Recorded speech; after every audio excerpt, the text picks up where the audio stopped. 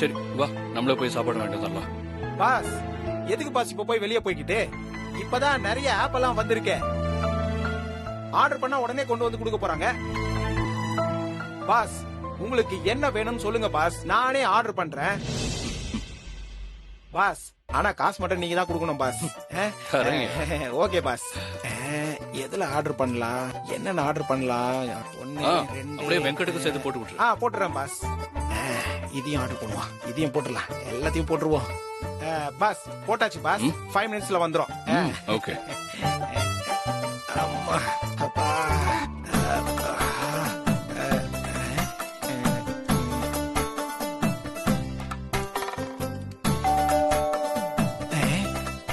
ரம்பீர் யாருன்னு பாரு. யாரா பாஸ்? நம்ம ஆர்டர் பண்ண ஃபுட் பாஸ். இவ்வளவு சீக்கிரம் வந்துருச்சா? பாஸ் ஆர்டர் பண்ணது யாரு? ரன்பீர் ஆச்சே. ரன்பீர் ஆர்டர் பண்ண பறந்து வரும். பில்டப் எல்லாம் அப்புறமா கொடுத்துக்கலாம், முதல்ல போய் ஆர்டர் பண்ணு. சரி பாஸ் அந்த காசு.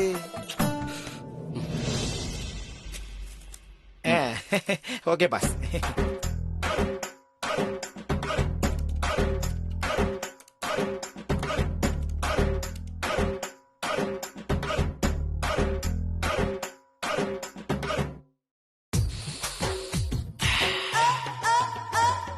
பாஸ் சாப்பாடு வந்துருச்சு பாஸ். சூடு ஆறதுக்குள்ள சாப்பிடுவோமா? கொஞ்சம் வெயிட் பண்ணுங்க ரன்பீர், வெங்கட்டும் வந்துட்டோம், சேர்ந்து சாப்பிடலாம். பாஸ் அவருக்கு எடுத்து வச்சிருவோம் பாஸ். அவரோட பங்குல நம்ம கை வைக்கவே வேண்டாம், நமக்கு உண்டானதை நாம சாப்பிடுவோம்.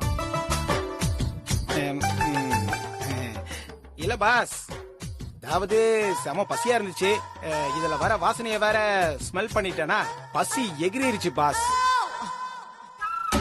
அதனால சொன்னேன் நாம வெயிட் பண்ணலாம், ஒன்னும் பிரச்சனை இல்ல, நாம சேர்ந்து சாப்பிடலாம். ரன்பீர் வெங்கட்டுக்கு திரும்ப போன் பண்ணி எங்க இருக்கான்னு கேளுங்க.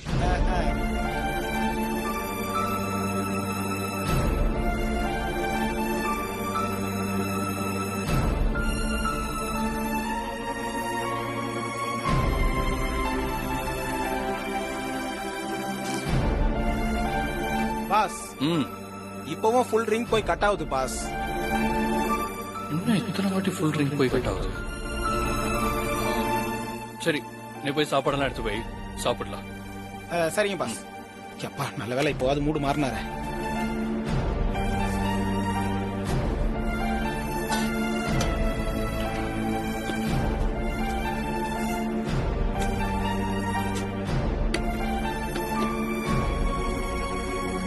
பாஸ் எல்லாத்தையும் எடுத்து வச்சுட்டேன் பாஸ், சீக்கிரம் வாங்க சாப்பிடலாம். இந்த வர ரன்பீர்.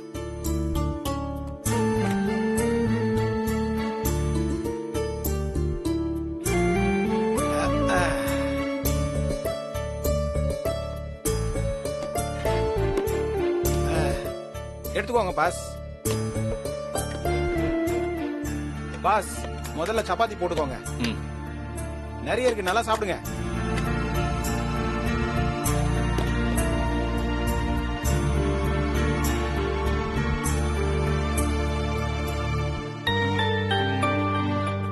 பாஸ் டேஸ்ட் சூப்பரா இருக்கு பாஸ். சாப்பிடு ரன்பீர். நீங்க சாப்பிடுங்க பாஸ். இன்னும் ஏன் வெங்கட் வீட்டுக்கு வரல? எப்பவும் சீக்கிரமா வந்துருவான். இன்னைக்கு என்ன ஆச்சு? போன் பண்ணாலும் அட்டன் பண்ணல, என்ன ஆச்சுன்னு தெரியலையே.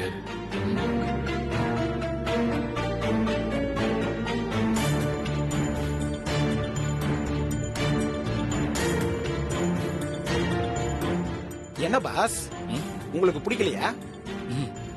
அதெல்லாம் ஒண்ணு இல்ல ரன்பீர். அப்புறம் என்ன பாஸ் சாப்பிடாம எதையோ யோசிச்சுட்டு இருக்கீங்க? இல்ல ரன்பீர், வெங்கட் எப்பவும் சீக்கிரமா வந்துருவான். இன்னைக்கு இவ்வளவு நேரம் ஆகியும் வரலையா, அதான் சின்ன யோசனையாவே இருக்கு. பாஸ் ஏதாவது வேலையா இருக்கும் பாஸ். இல்ல வேலையா இருந்தாலும் போன் பண்ணாம எடுக்கணும்ல. என்ன பாஸ் அவர் என்ன சின்ன குழந்தையா? வருவாரு, நீங்க சாப்பிடுங்க.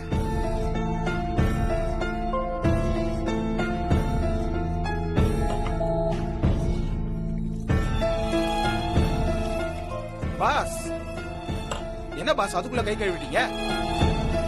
இல்ல ரன்பீர், வெங்கட் எப்பவும் லேட் ஆனதே இல்ல, அப்படியே லேட்டுனாலும் ஃபோன் பண்ணி இன்ஃபார்ம் பண்ணிடுவான். ஆனா இன்னைக்கு என்னன்னு தெரியல, ஏதோ பயமாவே இருக்கு. பாஸ் நீங்க குழந்தை பாஸ், சின்ன சின்ன விஷயத்துக்கெல்லாம் பயந்துட்டு இருக்கீங்க. இப்ப என்ன, வெங்கட் சார பாக்கணும் அவ்வளவுதானே. வாங்க நாமளே போய் கையோட கூட்டு வந்துருவோம். ஓகே தானே? வாங்க பாஸ்.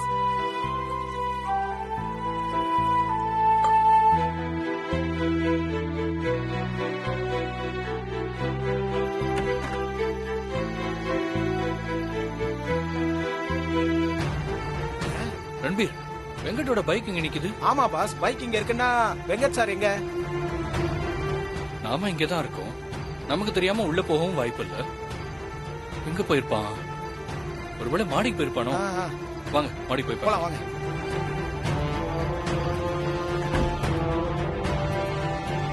பாஸ் எனக்கு ஒரு டவுட். யோ, உனக்கு எப்பதான் டவுட் இல்லாம இருந்திருக்கு? என்னன்னு சொல்லு. பாஸ், வீட்டுக்கு வந்த வெங்கட் சாரு எதுக்கு பைக்கை நிப்பாட்டிட்டு மாடிக்கு போகணும்?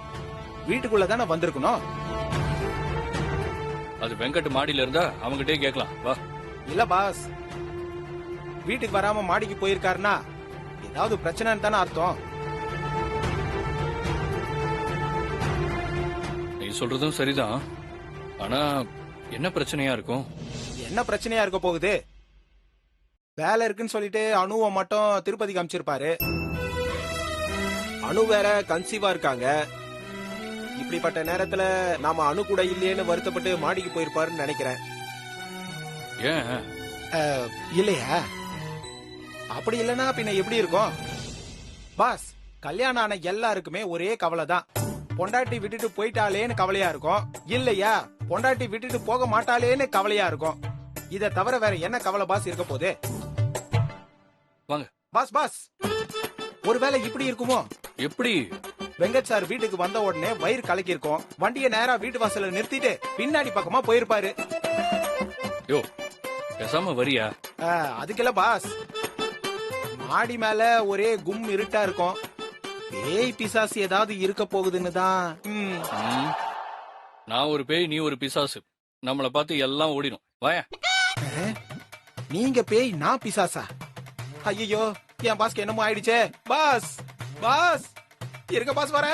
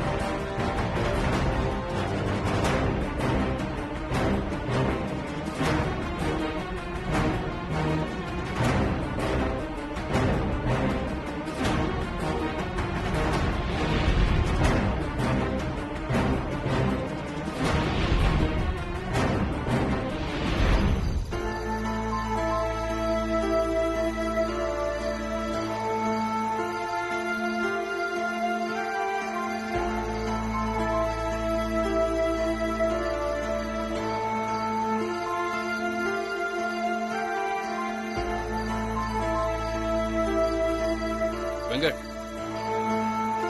வெங்கட்,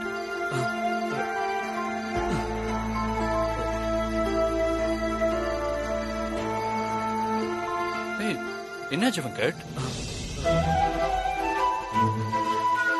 என்னாச்சு வெங்கட்? வெங்கட், உன்னதான் கேக்குறேன், என்னாச்சு?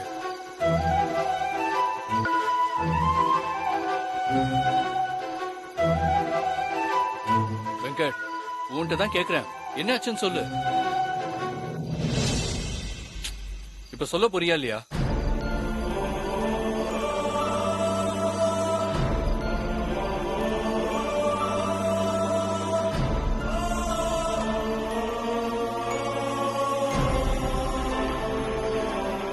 சார் காலையில ஆபீஸ் போனல சார். ஆமா, ஐயா வணக்கம் ஐயா. வணக்கம். வணக்கங்க ஐயா.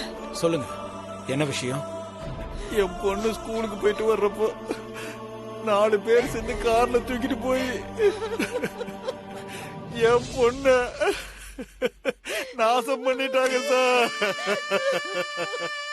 யாருன்னு சொல்லுங்க. பொன்னேரி எம்எல்ஏ பையன் பிரேமு அவனோட ஃப்ரெண்ட்ஸும்.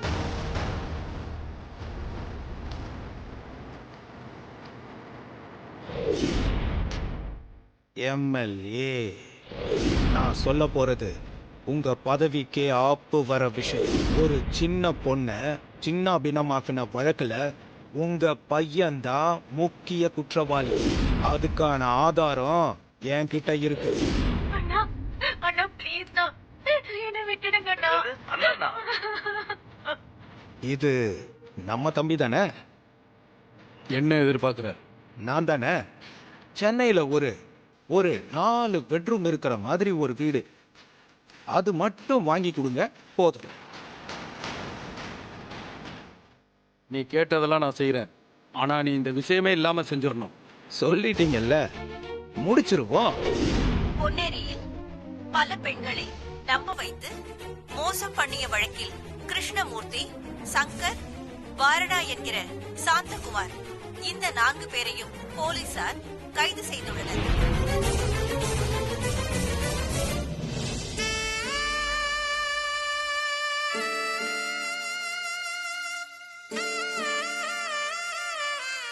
எல்லாருமே பணத்துக்கு விலை போறாங்க சார். இங்க பணம் தான் முக்கியம். அடுத்தவங்க வலி கஷ்டம் எதையுமே யோசிக்கிறது இல்ல. சக மனித தன்மையே இல்லாம போச்சு சார். எந்த தப்பு செஞ்சாலும் பணமும் பதவியும் இருந்தா தைரியமா இருக்கலாம். இங்க ஏழை தான் வயிற்று பசிக்காக ஒரு திருட்ட செஞ்சுட்டா அத பெருசா பாக்குற இந்த சொசைட்டி, அதே பணம் இருக்கிறவன் கொலைய பண்ணா கூட ஹாப்பியா பாக்குறாங்க. அந்த எம்எல்ஏவோட பையன் பல பெண்களோட கற்ப சூறையாடி இருக்கான். அதுல சின்ன குழந்தைங்களும் இருக்கு சார்.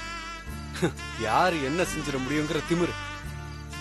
அந்த வக்கீலு பணத்தை வாங்கிக்கிட்டு நான் பாத்துக்கிறேன்னு சொல்றான். ஒருத்தர் திரும்ப கேட்க ஆரம்பிச்சா எல்லாருக்கும் பயம் இருக்கும் சார். அவங்க தான் எல்லாரையும் பணம் கொடுத்து வாங்கிடுறாங்களே. பாவம் சார் அந்த பொண்ணோட அப்பாவும் அம்மாவும் தான் பொண்ணோட நிலைமைய சொல்லி கதறாங்க. ஆனா அந்த வக்கீலுக்கு அவங்க கதறதெல்லாம் கண்ணுக்கு தெரியல. பெட்டி நிறைய பணம் இருக்கு, அதுதான் கண்ணுக்கு தெரியுது.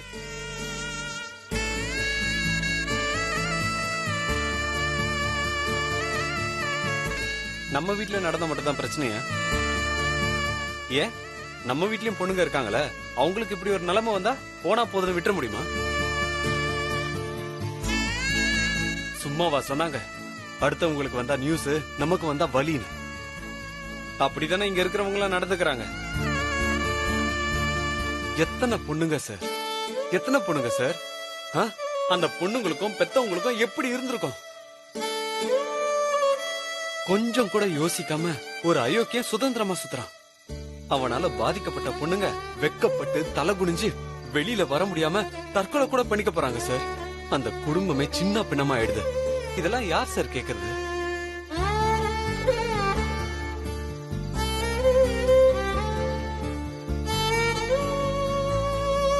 என்ன பண்றது? ஊரோட ஒத்துதானே வாழணும். ஊரோட ஒத்து வாழலாம், ஆனா பொத்திக்கிட்டு தான் வாழக்கூடாதுன்னு சொல்றேன். எல்லாரும் இப்படி சொல்லி சொல்லி பயந்து போய் ஒதுங்கவேதான் இங்க கேள்வி கேட்க யாருமே இல்லன்னு இந்த மாதிரி அயோக்கியனுங்க தான் இஷ்டத்துக்கு பண்ணிக்கிட்டு இருக்கானுங்க. இவனுங்களுக்கு எல்லாம் சரியான தண்டனை கிடைச்சா அடுத்த தப்பு செய்ய யோசிப்பானுங்க. ஆனா என்னால என்ன பண்ண முடியும்? இந்த கேஸையே ஒண்ணுமில்லாம ஆக்க போறானுங்க. வக்கீலுக்கு படிச்சு என்ன யூஸ்னு என்ன நினைச்சா எனக்கே அசிங்கமா இருக்கு. என்னால எதுவுமே பண்ண முடியலையே. ஏன் முடியாது?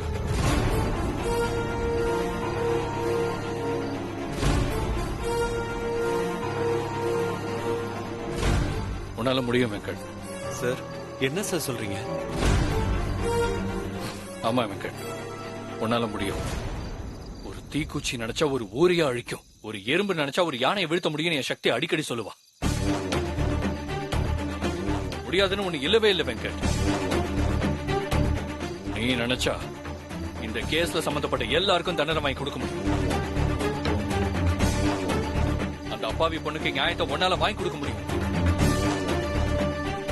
ஆமா சார், பாஸ் சொல்றது சரிதான். நீங்க எதை பத்தியும் யோசிக்காதீங்க. உங்களால கண்டிப்பா செய்ய முடியும். ஒரு விஷயத்த நல்லா கேட்டுக்கோங்க.